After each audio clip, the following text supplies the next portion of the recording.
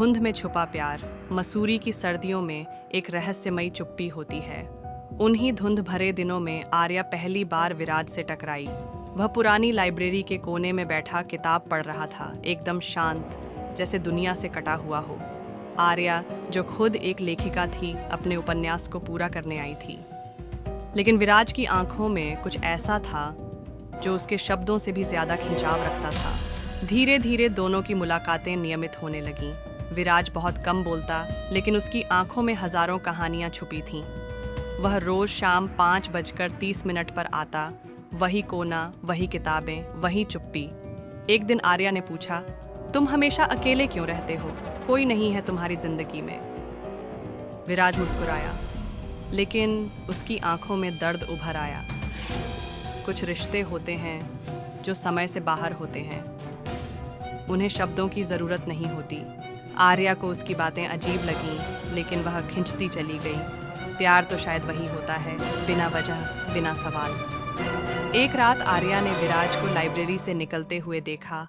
हाथ में एक लोहे का डिब्बा और एक पुरानी डायरी थी। वह चुपचाप जंगल की ओर बढ़ा। संदेह ने आर्या को घेर लिया। वह उसके पीछे चली गई। जंगल में विराज एक पेड़ के नीचे रुका और जमीन खोदने लगा। आर्या की धड़कनें तेज हो गईं। तभी अचानक विराज ने कहा, तुम पीछे क्यों आ रही हो आर्या? वह चौंक गई। तुम्हें कैसे पता? विराज ने धीरे से डायरी उसकी ओर बढ़ाई। ये मेरी बीती जिंदगी है और ये जो मैं दफना रहा हूँ वो मेरा अतीत है। आर्या ने डायरी खोली। पहले ही पन्ने पर एक नाम लिखा था, आर्या शर्मा, मेरी मोहब्बत और मेरी सबसे बड़ी गलती। उसके हाथ कांपने लगे। ये क्या है? विराज की आवाज़ भारी हो गई। हम पहले भी मिल चुके हैं आर्या। 3 साल पहले हम प्यार में थे, लेकिन एक हादसा हुआ, तुम्हारा एक्सीडेंट। तुम सब भूल गई। डॉक्टरों ने कहा तुम्हें सच्चाई बताना तुम्हारे लिए जानलेवा हो सकता है। आर्या की आंखों से आंसू बहने लगे। उसका सिर दर्द से फटने लगा।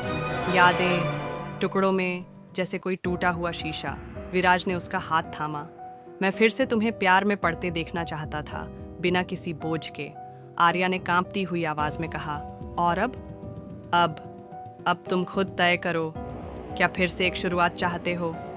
धुंध के उस शाम, जब अतीत और वर्तमान एक हो गए, आर्या ने सिर हिलाया। हाँ मैं। आर्या ने जब हाँ कहा तो लगा जैसे किस्मत ने एक नया पन्ना खोला हो। अगले कुछ हफ्तों तक सब कुछ सामान्य लग रहा था। विराज पहले से ज्यादा खुला हुआ था और आर्या की यादें भी अब धीरे धीरे लौटने लगी थीं। पर हर याद एक सुई की तरह चुभती थी, कुछ अधूरा, कुछ छुपा हुआ। एक शाम आर्या को फिर वही डायरी मिली। इस बार उसने पूरा पढ़ने का फैसला किया। डायरी के आखिरी पन्ने पर लिखा था, अगर आर्या को कभी उसकी यादें वापस आने लगे तो उसे मत बताना कि उसने उस रात क्या देखा था, वरना सब खत्म हो जाएगा। आर्या का सिर घूम गया। उस रात? कौन सी रात? उसने तुरंत विराज से पूछा, लेकिन वह चुप रहा। सिर्फ एक बात बोली, कुछ बातें अतीत में ही दफन रहनी चाहिए। लेकिन आर्या अब रुकने वाली नहीं थी। अगले दिन उसने उस जगह की तलाश की जहां वह एक्सीडेंट हुआ था। पुराना मोड़, घाटी के पास। वहां उसे एक टूटी हुई अंगूठी मिली और वहीं पास में कुछ और भी दफन था, एक पुराना मोबाइल फोन। जब उसने फोन चालू किया तो उसमें एक वीडियो था। वीडियो ने आर्या की रूह तक हिला दी। वह खुद को देख रही थी। वह और विराज किसी और के साथ झगड़ रहे थे। एक और लड़का था, उसका चेहरा धुंधला था, लेकिन वह गुस्से में चिल्ला रहा था। अचानक जोर की चीख और एक धक्का, और फिर सिर्फ अंधेरा। आर्या के हाथ कांपने लगे। क्या यह एक्सीडेंट नहीं, बल्कि एक मर्डर का केस था? और अगर हाँ, तो किसका? उसी रात उसने विराज से सच उगलवाने का फैसला किया। तुमने मुझसे क्या छुपाया है विराज? वह तीसरा आदमी कौन था? विराज ने उसकी आंखों में देखा और धीरे से बोला, तुम्हें सच में सब जानना है? आर्या ने सिर हिलाया। विराज ने कांपती आवाज में कहा, वह मेरा छोटा भाई था, ईशान। तुम दोनों के बीच कुछ चल रहा था, मुझे बाद में पता चला। उस रात जब तुम सच बताने आई थी, उसने आपा खो दिया और तुम्हें धक्का दे दिया। आर्या की सांसें रुक गईं। और फिर? उसने पूछा। मैंने पुलिस को नहीं बताया। मैंने सबूत मिटा दिए, सिर्फ इसलिए कि तुम बच सको और ईशान कहीं भाग गया। लेकिन अब वो वापस आ गया है। क्या? आर्या की आंखों में डर उतर आया। हाँ, आर्या, और मुझे डर है। वो इस बार कुछ बड़ा करने वाला है। आर्या समझ गई थी। प्यार अब एक खेल बन चुका था, जिसमें सच्चाई, धोखा और खतरा तीनों ही शामिल थे। आर्या का दिल बुरी तरह धड़क रहा था। उसे यकीन नहीं हो रहा था कि विराज का छोटा भाई ईशान, जिसे वह कभी प्यार करती थी, अब लौट आया था।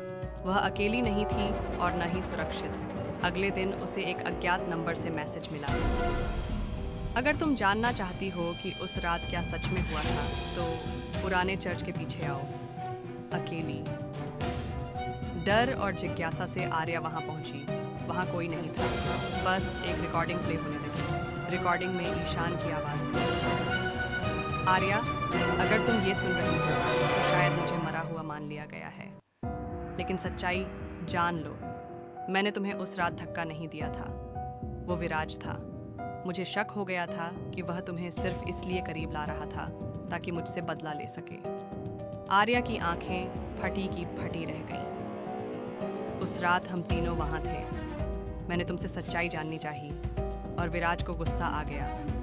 जब तुमने उसे छोड़ने की बात कही, उसने तुम्हें घाट की ओर धक्का दे दिया। मैंने तुम्हें बचाने की कोशिश की, लेकिन खुद गिर गया।